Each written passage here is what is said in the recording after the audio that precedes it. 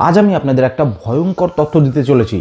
তো এই তথ্যটা জানার পরে কিন্তু আপনাদের কিছুটা হলেও টেনশনের মধ্যে থাকতে হবে। ডে বাই ডে তো টেকনোলজি আপডেট হচ্ছে, বাট টেকনোলজির সাথে সাথে যে আমরা কতটা প্রবলেমের মধ্যে থাকছি সেটা কিন্তু আমরা জানি না। দেখুন, 2019 সালে কিন্তু ফার্স্ট 5G লঞ্চ হয়, আর এই 2019 সালে কিন্তু কোভিড-19 এই একটা মারাত্মক ব্যাধির মতো রোগ কিন্তু তৈরি হয়েছিল। এরপর যখন 2009 সালে 4G লঞ্চ হয়, তখন কিন্তু সোয়াইন ফ্লুর মতো একটা মারাত্মক ব্যাধি তৈরি হয়েছিল। প্রি কমার্শিয়াল 3G লঞ্চ হয়েছিল 1998-এ, তখন কিন্তু ইনফ্লুয়েঞ্জা ভাইরাস তৈরি হয়েছিল। ফার্স্ট 2G লঞ্চ হয়েছিল 1991 সালে, তখন কিন্তু ইনফ্লুয়েঞ্জা এ ভাইরাস তৈরি হয়েছিল।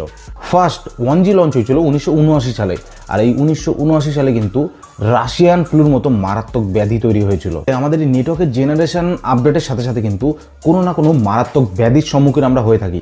তাহলে 2030 সালে যে 6G লঞ্চ হচ্ছে, তখনও কি আমাদের সাথে কোনো না কোনো একটা মারাত্মক ব্যাধি হতে চলেছে? তো আপনাদের কি মতামত অবশ্যই কমেন্ট বক্সে জানাতে ভুলবেন না। ভিডিওটা যদি ভালো লাগে অবশ্যই কিন্তু ফ্রেন্ডদের সাথে শেয়ার করতে ভুলবেন না।